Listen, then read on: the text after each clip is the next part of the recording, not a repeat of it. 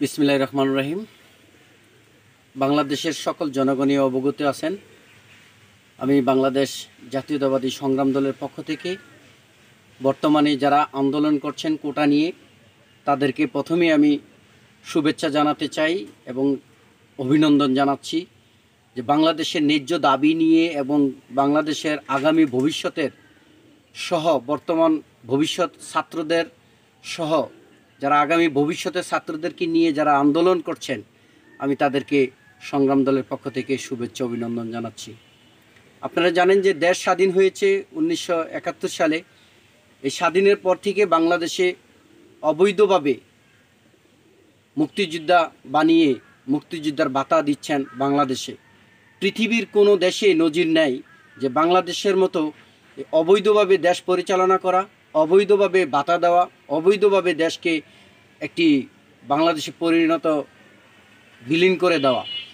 আমি মনে করি যে বাংলাদেশের বর্তমান ছাত্ররা শুধু ইউনিভার্সিটির ছাত্ররা আন্দোলন করলে কিন্তু হবে না।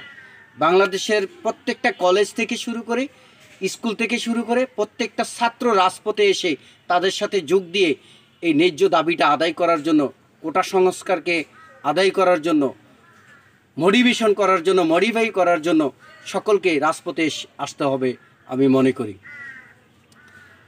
আমি অবৈধ প্রধানমন্ত্রীকে ধন্যবাদ দিতে চাই সংগ্রাম দলের পক্ষ থেকে এবং বাংলাদেশের জনগণের পক্ষ থেকে। এই জন্য ধন্যবাদ দিতে চাই, তার মুখ থেকে যে সত্যি কথাটা বেরিয়েছে আমরা এতদিন কিন্তু জানতে পারি নাই। এই 1971 সাল থেকে কিন্তু আমরা এখনো পর্যন্ত জানতে পারি নাই রাজাকার কারা।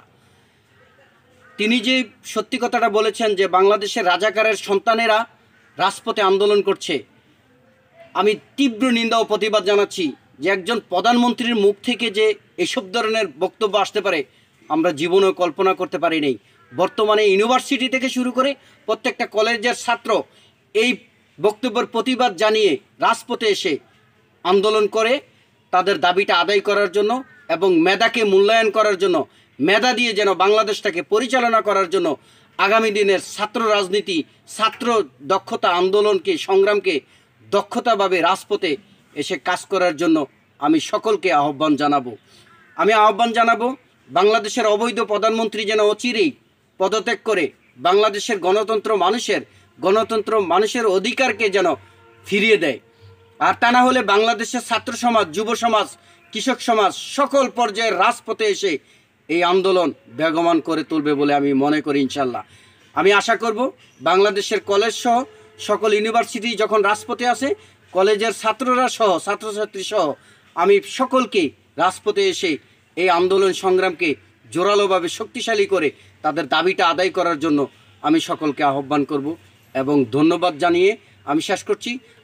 আরেকটু কথা বলে শেষ করব। আমি বাংলাদেশ জাতীয়তাবাদী সংগ্রাম দলের পক্ষ থেকে দেশনেত্রী বেগম খালেদা জিয়ার মুক্তি চাচ্ছি। দেশনেত্রীর সুচিকিৎসার জন্য অচিরেই বিদেশে পাঠানোর জন্য ধন্যবাদ জানাবো এবং অনুরোধ করব।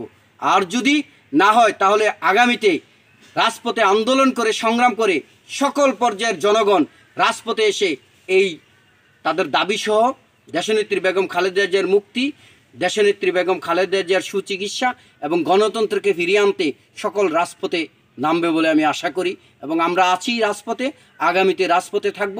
বিএনপি যতটুকু সম্ভব যতটুকু আন্দোলন করবে, প্রত্যেকটা আন্দোলনেই বাংলাদেশ জাতীয়তাবাদী সংগ্রাম দল রাজপথে থেকে সারা বাংলাদেশের সকল নেতাকর্মীরা রাজপথে থেকে এই আন্দোলন বেগবান করবে, আন্দোলনে যোগ দিয়ে দেশকে মুক্ত করবে, গণতন্ত্রকে মুক্ত করবে, দেশনেত্রী বেগম খালেদা জিয়াকে মুক্ত করবে বলে আমি মনে করি এবং আমরা রাজপথে আছি, আগামীতে রাজপথে থাকবো ইনশাআল্লাহ।